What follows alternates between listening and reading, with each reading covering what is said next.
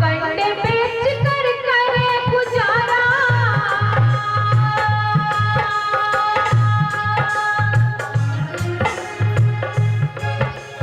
कंडे बेच कर करे गुजारा, रमा है बड़ी महान, रमा का क्या बताऊं भीम की महिमा गाऊं।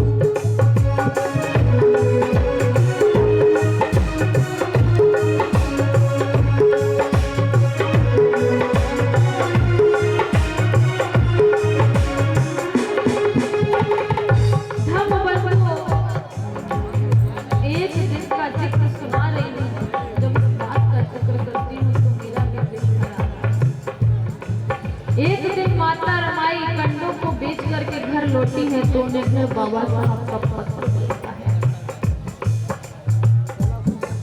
कंडों को बेच घर लौटी तो बाबा का पत्र मिला है।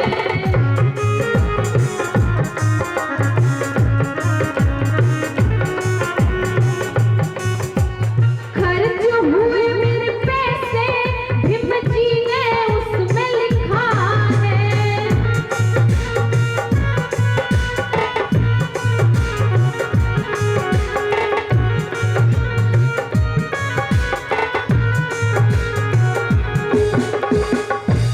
धम्मबंधु, एक दिन माता रमाई जब कंडों को बेच करके घर लौटी है, घर उन्हें बाबा साहब का पत्र मिला। वक्त की बात, उन दिनों रमा की बेटी इंदु बहुत स्मार्ट थी। जब उन्होंने पत्र को देखा, उसमें लिखा था कि हे रमा, मैं जो 5,000 रुपए लेकर के आया था वो धीरे धीरे करके मेरे खर्च हो गए हैं। मेरी पढ़ाई में अभी थोड़ी कमी बाकी है। मैं जानता हूँ रमा तुम्हारे पास पैसे नहीं होंगे, लेकिन कुछ पैसों का इंतजाम करके मेरे लिए भेज दो। मैं विदेश में हूँ, किसी से मांग नहीं सकता। धम्मबंधु, रमा ने कुछ पैसे बचा करके रखे थे बेटी के इलाज के लिए। रमा सोचने लगी, एक तरफ बेटी लेटी हुई बेटी को देखती है, दूसरी तरफ हाथ में पत्र है, आज पत्र को देखती है। सोचने लगती है कि अगर ये पैसे बेटी के इलाज में लगा देती हूँ तो साहब की पढ़ाई रुक जाएगी, और साहब की पढ़ाई के लिए भेज देती हूँ तो मेरी बेटी मर सकती है। आखिर मैं करूँ तो क्या? आंखों से आंसू बहने लगते हैं, लेकिन धन्य है वो माँ, धन्य है वो माता रमाई जिसने कहा कि आज मेरी तो एक ही बेटी मरेगी, मेरी तो एक ही बेटी मरेगी, लेकिन अगर मेरे साहब की पढ़ाई रुक गई तो मेरे समाज की हजारों बेटियां रोज मरेंगी। मैं अपनी एक बेटी के लिए मैं अपने समाज की हजारों बेटियों को मरते हुए तड़पते हुए नहीं देख सकती। धम्मबंधु, माता रमाई ने जो पैसे बचा करके रखे थे सारे के सारे साहब की पढ़ाई के लिए भेज दिए, और बेटी का इलाज नहीं हो पाया, बेटी दुनिया छोड़ करके चली गई। आपकी खातिर रमा ने देखो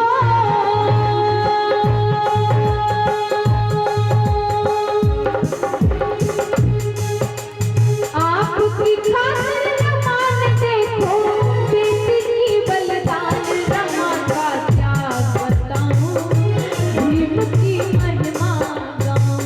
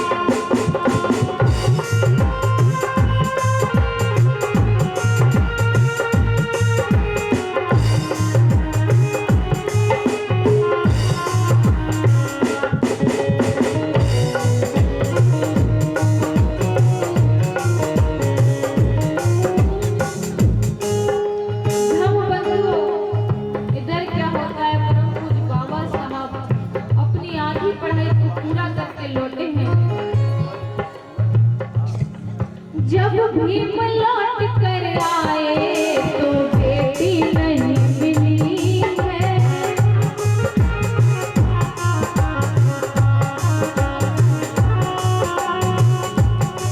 नौकरी का मिला संदेशा ये सोच के रमा हंसी है।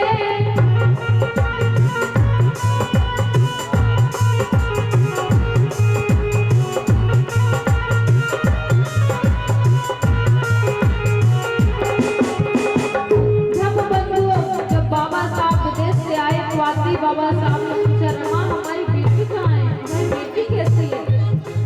रमा कहने लगी, साहब जब आपका पत्र आया तो बेटी बहुत बीमार थी, मैंने जो पैसे बचा करके रखे थे सारे के सारे आपकी पढ़ाई के लिए भेज दिए और बेटी का इलाज नहीं हो पाया। साहब बेटी दुनिया छोड़ करके चली गई। धम्मबंधु जब ये जिक्र बाबा साहब ने अपने कानों से सुना तो बहुत रोए।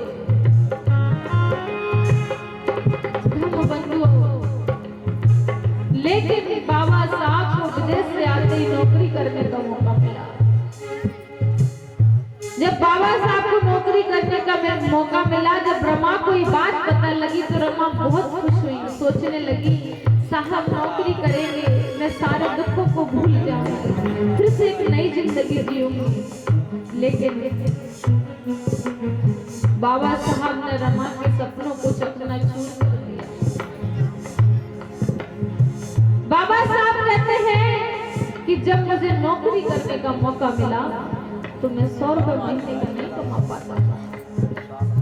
बाबा साहब जानते थे कि आज मैंने नौकरी कर ली तो फांसी का फंदा मेरे गले में पड़ जाएगा, मैं समाज को ढोंग पाखंड की बेड़ियों से आजाद नहीं करा पाऊंगा, मैं समाज को पढ़ने लिखने का अधिकार नहीं दिला पाऊंगा, ऊंचे ऊंचे पदों पर जाने की शक्ति नहीं दिला पाऊंगा।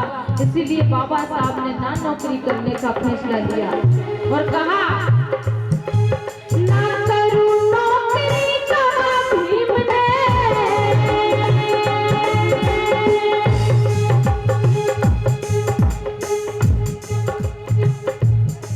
ना करूं नौकरी कहा भीम ने, मैं तो दूंगा देश पर जान, रमा का जान बताऊं भीम की महिमा गाऊं।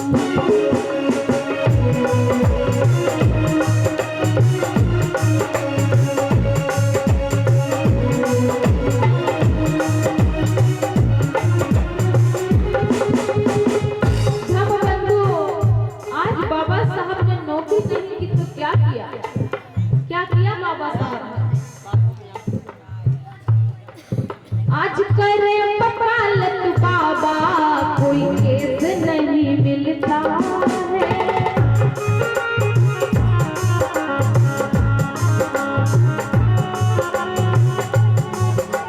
धम्मबंधु बाबा साहब ने नौकरी नहीं की तो बाबा साहब वकालत करना शुरू कर दिए।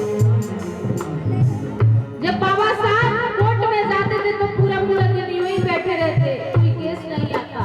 उन दिनों बाबा साहब के घर की हालत बिगड़ गई, गर्दिश के दिन आ गए, परेशानियों के दिन आ गए।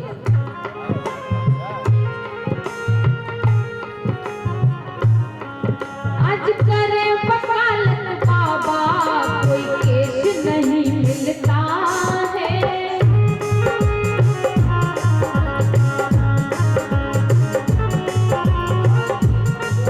हालात बिगड़ गए घर के, तब घर में फूल खिलता है।